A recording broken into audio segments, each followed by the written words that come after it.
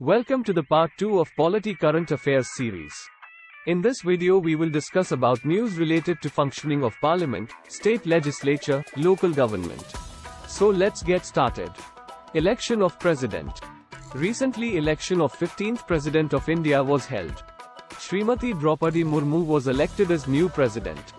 The President of India is elected by an electoral college comprising of members of Parliament and members of legislative assemblies of states and elected members in the legislative assemblies of states and UTs, including Delhi, Puducherry, and Jammu and Kashmir, excluding nominated members and members of legislative councils.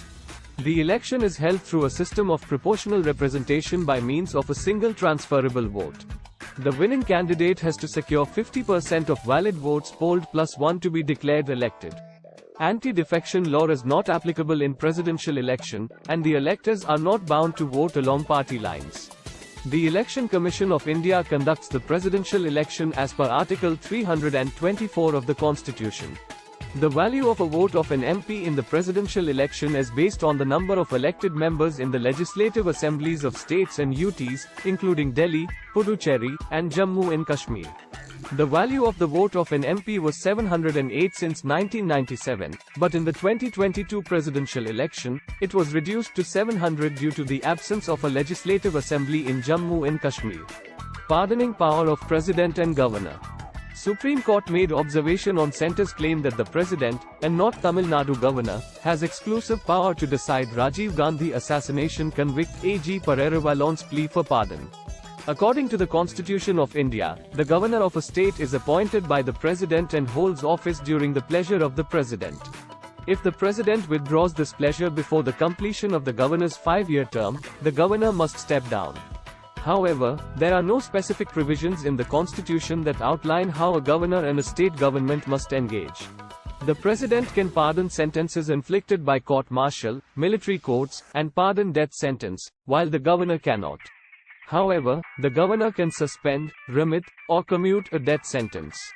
Lokpal and Lokayuk. Recently, Kerala Legislative Assembly passed the Kerala Lokayuk Amendment Bill 2022. The term, Lokpal Lokayuk, was coined by L.M. Singhvi in 1966, and in 2014, the Central Lokpal and Lokayuks Act, 2013 was notified. This act provides for the establishment of a statutory body of Lokpal for the Union and Lokayuk for states, which aims to inquire into allegations of corruption against certain public functionaries and other connected matters. Lokayuks are the state equivalents of the Central Lokpal, with some states already having established their own Lokayuks, such as Maharashtra in 1971 and Kerala in 1999. The Act extends to the entire country and applies to public servants both in and outside of India. Parliamentary committees. In a first-ever comprehensive study of Rajya Sabha Secretariat, a panel has presented its recommendations to chairmen regarding increasing tenure of House committees. The Rajya Sabha (RS) Secretariat was established as per Article 98 of the Indian Constitution, which mandates separate secretarial staff for each House of Parliament. The RS Secretariat operates under the guidance and control of the RS Chairman. Parliamentary committees (PC) are panels of members of Parliament (MPs), appointed, elected or nominated by the Speaker, who work under the Speaker's direction and present their reports to the House or to the Speaker. These committees have their origins in the British Parliament and draw their authority from Articles 105 and 118 of the Indian Constitution. While Parliament is not bound by recommendations of these committees, they are an important part of parliamentary functioning. The Indian Constitution mentions parliamentary committees in different places but does not provide specific provisions regarding their composition or tenure. These matters are instead dealt with by the rules of the two houses of Parliament. National Register of Citizens, NRC. CAG report on compliance audit of logistical arrangements for NRC updation project in Assam has flagged data tampering risk in updating of NRC in Assam. The National Register of Citizens, NRC, is an official record of legal Indian citizens and is used to identify migrants from erstwhile East Pakistan, now Bangladesh. Currently, only Assam has an NRC, which was first prepared in 1951 and updated in 2019. The NRC was updated as per the provisions of the Citizenship Act, 1955 and the Citizenship, Registration of Citizens and Issue of National Identity Cards, Rules, 2003. Section 6A of the Citizenship Act grants foreigners who entered Assam before January 1, 1966, all rights and obligations of Indian citizens.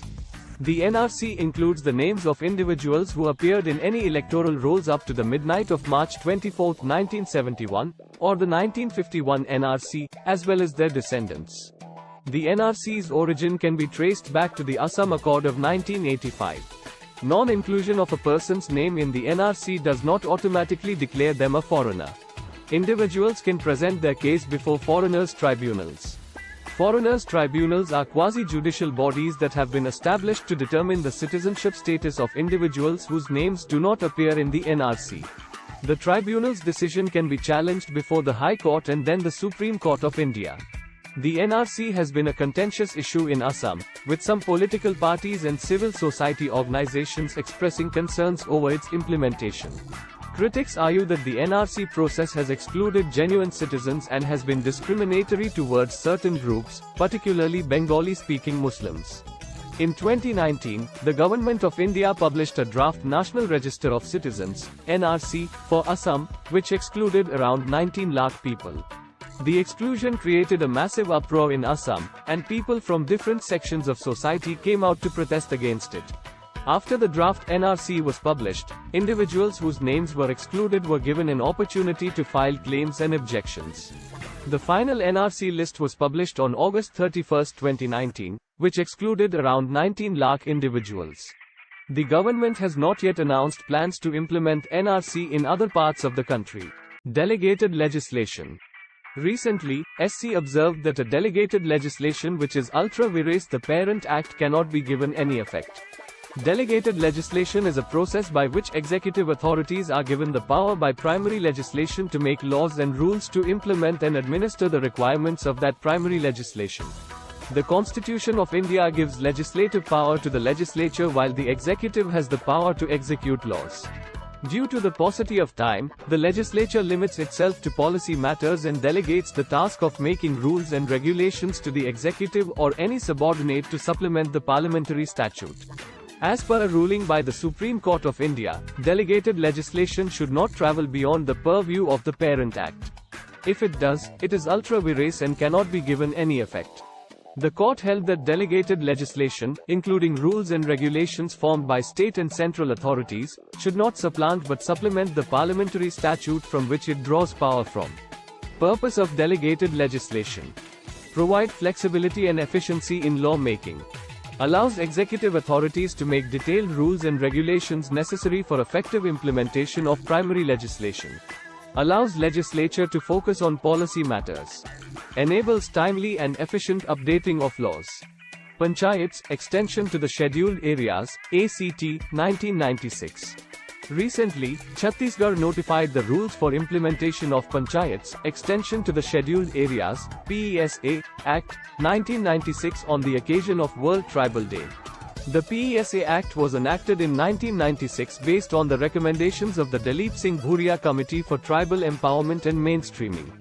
The Act provides for the extension of provisions of Part 9 of the Constitution relating to panchayats to scheduled areas of 10 states under Article 244(1), read with Schedule 5, with certain modifications and exceptions.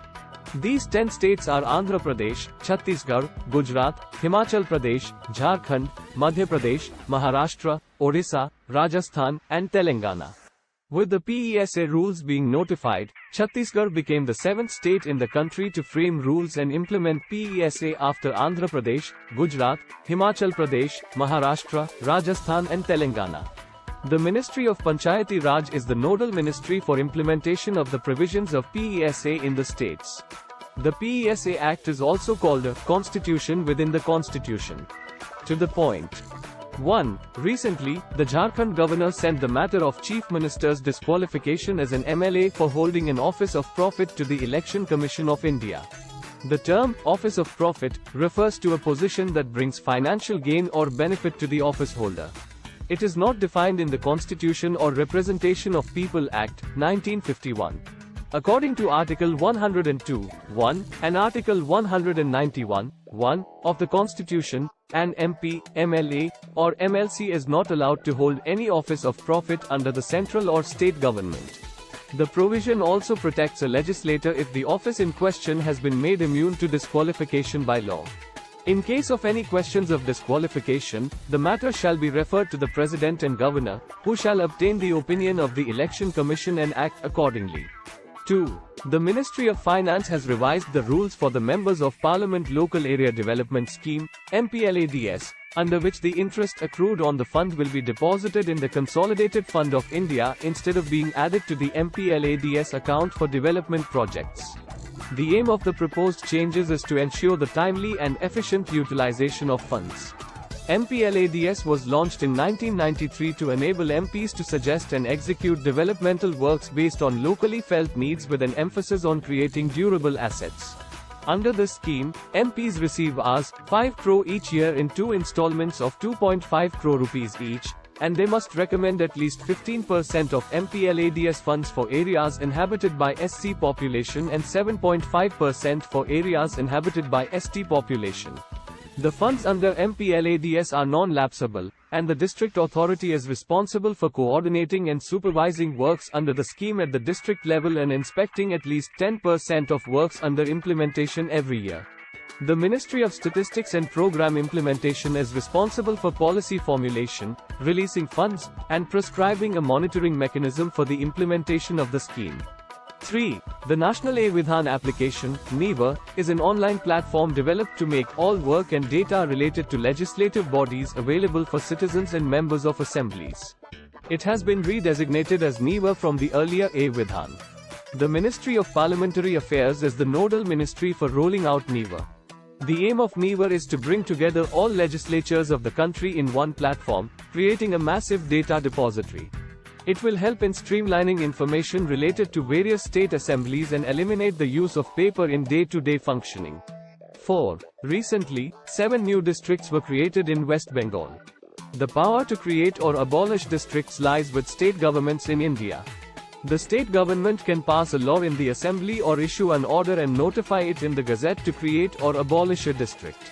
The central government does not have a say in the matter, except when a change of name of a district or railway station is contemplated, in which case permission from the center is required. 5. Supreme Court says. The Speaker of a Legislative Assembly, LA, in India does not have the power to take away the status of a former MLA while deciding a disqualification plea against a lawmaker under the 10th schedule of the Constitution, anti-defection. This was ruled by the Supreme Court of India in a recent case. In 2014, the Speaker of the Bihar LA not only disqualified some of the speakers under the 10th schedule but also took away their status of being treated as former lawmakers, depriving them of pension and other benefits.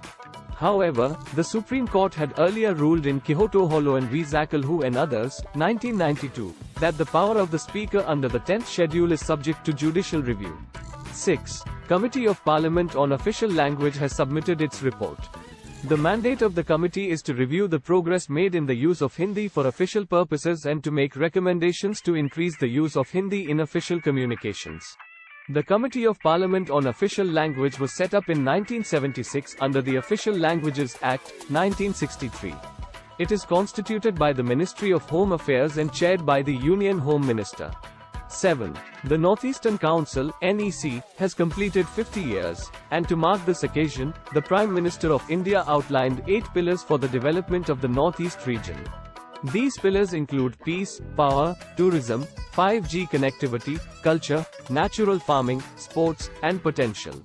Additionally, the Prime Minister inaugurated the Griha Pravesh program in Tripura for more than 2 lakh beneficiaries under the Pradhan Mantri Awas Yojana, urban and rural, schemes. 8.